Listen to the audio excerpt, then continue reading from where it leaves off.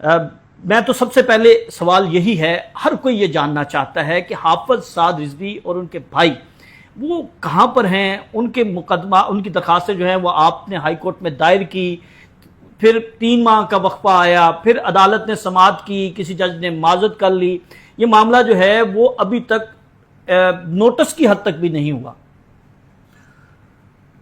نہیں شاگرد صاحب، اس میں ایسا ہے کہ ایسا نہیں ہے کہ نوٹس کی حد تک نہیں ہوا، نوٹس سے بات آگے چلی گئی تھی، لیکن اس کے بعد کچھ ایسے معاملات ہوئے ہیں جن کی وضاحت شاید میں بھی نہیں کر سکتا اور شاید کوئی اور بھی نہ کر سکے۔ صورتحال اس میں ایسے رہی کہ 13 اکتوبر کو آخری دفعہ سعد رضوی صاحب کو اور ان کے بھائی کو دیکھا گیا۔ بالکل۔ اس کے بعد سے سعد رضوی صاحب اور انس رضوی صاحب لاپتہ ہیں۔ بالکل۔ کچھ اور لوگ بھی ان کے ساتھ لاپتہ ہیں۔ اس سے متعلقہ پہلے تو ذاتی کوشش ہوتی رہی کہ پتہ کیا جائے کہ وہ کہاں ہیں۔ جب تمام ایف آئی آرز کو اکٹھا کیا گیا تو پتہ چلا کہ 56 مختلف ایف آئی آرز ہیں جن کا اندراج کیا گیا ہے تحریک لبیک پاکستان کے اس لانگ مارچ سے متعلقہ۔ ان میں 54 تھانے تھے جن سے متعلقہ یہ پتہ چلا کہ یہاں پر مختلف ایف آئی آرز کا اندراج ہے، اور 54 مختلف تھانوں میں سعد رضوی صاحب کو اور انس رضوی صاحب کو تلاش کیا گیا۔ تمام تر کوشش بروئے کار لائی گئی کہ ان 54 تھانوں سے پتہ کیا جائے کہ کیا ان میں کسی ایف آئی آر میں جن میں سعد رضوی صاحب کا نام دیا گیا ہو، انس صاحب کا نام دیا گیا ہو، ان پہ کوئی الزام لگایا گیا ہو تو انہوں نے اس میں کسی میں گرفتار کر لیا ہو۔ لیکن اس میں ہمیں مکمل ناکامی ہوئی۔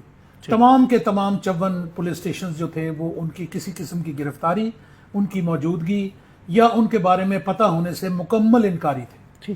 اس کے بعد ہم کچھ دن تک کوشش کرتے رہے کہ ہم پتہ کریں کہ وہ کسی ایجنسی کی تحویل میں نہ ہو، وہ کہیں اور ایسی جگہ پہ موجود نہ ہو جہاں ان کی گرفتاری شو نہیں کی جا رہی۔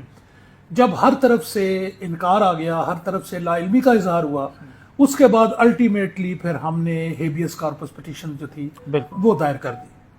ہیبیس پٹیشن دائر ہونے کے بعد اس کی مارکنگ ہوئی مسٹر جسٹس جواد ظفر صاحب کے پاس، اور جواد ظفر صاحب نے اس میں نوٹس جاری کر کے تھانہ مرید کے، یہ وہ تھانہ ہے جہاں آخری دفعہ جس کی حدود میں سعد رضوی صاحب کو اور انس صاحب کو دیکھا گیا تھا، ان کے ایس ایچ او سے رپورٹ طلب کر لی۔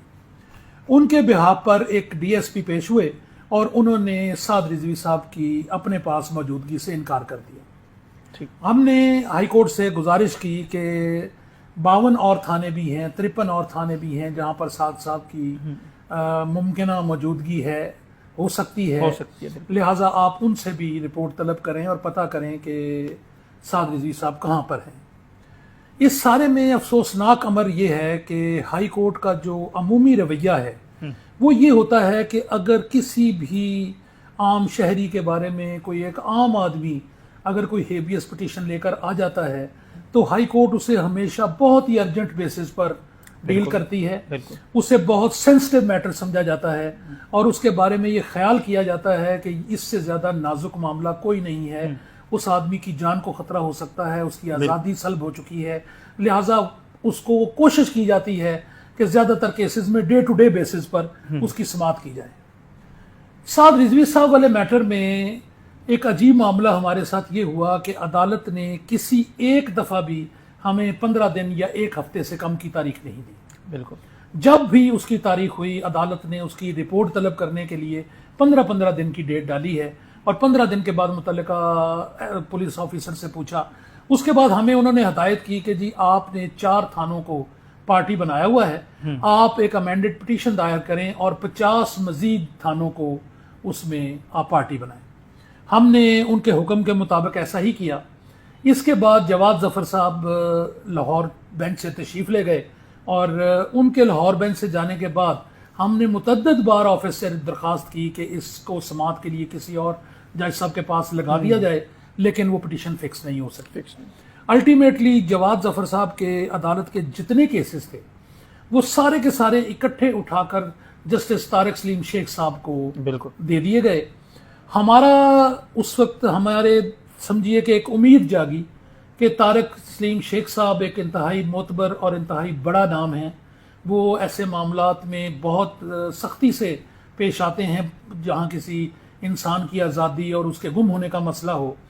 تو اس خوشی کو لے کر جب ہم ان کی عدالت میں پہنچے تو ہمارے لیے حیرت کا باعث تھی کہ رات کے اندھیرے میں ایک پٹیشن، ایک آرڈر نکلا. اس آرڈر میں یہ لکھا ہوا تھا رانگلی فکسڈ، یعنی جو ہیبیس پٹیشن تھی صاحب کی، اس کے بارے میں آفس نے ایک آرڈر نکال دیا رانگلی فکسڈ. اب ہمیں عدالت سے بتایا گیا کہ جی آپ کی پٹیشن ہماری عدالت میں نہیں آئی اور اس کی لسٹ آ گئی ہے کہ اٹ واز رانگلی فکسڈ. جب ہم نے آفس سے پتہ کیا تو پتہ چلا کہ اسی دن وہ پٹیشن جو تھی وہ میڈم جسٹس ابرگل صاحبہ کی کورٹ میں لگا دی گئی تھی. جب ہم جسٹس ابرگل صاحبہ کی کورٹ میں پہنچے تو لامحالہ اس وقت تک کافی دیر ہو چکی تھی. میں اس وقت موجود نہیں تھا، میرے خیال میں تو وہ لسٹ کینسل ہو چکی تھی، لیکن میرے ایسوسیٹس کو اچانک پتہ چلا کہ وہ جی ابرگل صاحبہ کے پاس لگی ہوئی ہے. وہ بھاگم بھاگ وہاں پہنچے، اتنی دیر میں کیس کال ہو چکا تھا. تو لامحالہ ہمیں عدالت سے درخواست کرنی پڑی کہ اس میں سینئر کونسل اویلیبل اس وقت نہیں ہے. ان کو تو پتہ چلا کہ لسٹ کینسل ہو گئی ہے، تو مہربانی فرما کر اسے 1-2 دن کے لیے آپ فکس فرما لیں. یہ بات ہے اوائل جون کی، یعنی میں 2-3-4 جون کی بات کر رہا ہوں. یہ 2-3 تاریخ ہے جس دن جون کی، جس دن کا میں یہ آپ کو معاملہ بتا رہا ہوں.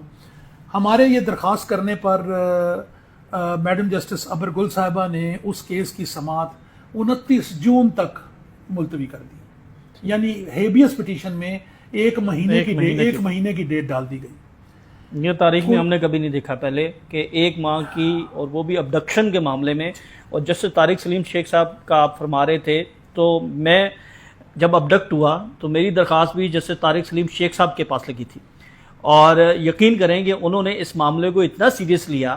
یہاں پر 1 ماہ کی تاریخیں دی جا رہی ہیں، 15 دن کی تاریخیں دی جا رہی ہیں. مجھے بتایا گیا جب میں واپس بازیاب ہو کر آیا تو جسٹس طارق سلیم شیخ صاحب نے جمعے کا دن اور جمعے کے دن 3 مرتبہ سماعت کی، اور انہوں نے ہر گھنٹے کے بعد انہوں نے کہا کہ آپ اس کے بارے میں انفارمیشن دیں. پہلے تھانے جو ایک پروسیجر آپ بتا رہے ہیں، پھر انہوں نے آئی جی کو طلب کیا، اور 2 دن کے اندر اندر انہوں نے ایسے احکامات جاری کیے تھے کہ میری جو بازیابی تھی وہ ہو گئی. تو یہ تو آپ نے بات بالکل درست کہی کہ جسٹس طارق سلیم شیخ صاحب جو ہیں وہ اتنے دبنگ جج ہیں، اور ہائی کورٹ میں جب ان کے پاس کسی عام سائل کا بھی کیس لگتا ہے تو اسے ایک انصاف کی امید نظر آتی ہے. اور یہاں پر رانگلی فکس، یعنی فکسڈ میچ کہہ لیں. شاکر صاحب، میں نے جب ایک لفظ استعمال کیا نا آپ سے گزارش کرتے ہوئے کہ جب ہمیں پتہ چلا کہ ہمارا کیس طارق سلیم شیخ صاحب کے پاس لگ گیا ہے تو ہم خوشی ان کی عدالت کی طرف گئے کہ آج صاحب بازیاب ہو جائیں گے. لیکن وہاں پر آرڈر موجود تھا رانگلی فکسڈ. اب مجھے سمجھ نہیں آئی، میں نے اپنا سٹاف بھی بھیجا ڈپٹی رجسٹرار صاحب کے پاس ان سے پوچھنے کے لیے کہ جب جواد ظفر صاحب کی عدالت کے اگر 200 کیسز ہیں اور وہ 200 کے 200 طارق سلیم شیخ صاحب کی عدالت میں شفٹ کر دیے گئے ہیں بائی 1 اومنیبس آرڈر، تو ان میں سے ایک کیس کو اس میں سے نکالنے کی کیا ضرورت ہے؟ بالکل ٹھیک ہے. خاص طور پر ایک ساتھ رضوی والے کیس کو رانگلی فکس قرار دے کر کسی اور بینچ کے پاس فکس کرنے سے ہمارے دلوں میں کوئی صفائی تو نہیں رہے گی. ہم سوچنے پر مجبور تو ہوں گے کہ یہ ایک کیس، اس کے ساتھ کو منفرد سلوک کیوں کیا جا رہا ہے. بہرحال آپ کے سوال کا مختصر جواب یہ ہے کہ 252 دن گزرنے کے باوجود آج تک سعد رضوی صاحب اور انس رضوی صاحب کی جو موجودگی ہے وہ پتہ نہیں چل سکی. وہ پرسرار ہے اور اس کے بارے میں کوئی یقین سے نہیں کہہ سکتا کہ وہ اس وقت کہاں ہیں، وہ کس کی گرفتار حراست میں ہیں، اسے کس نے گرفتار کیا ہوا ہے اور کیوں اسے کسی عدالت میں پیش نہیں کیا جا رہا. جسٹس فاروق حیدر صاحب، ان کے پاس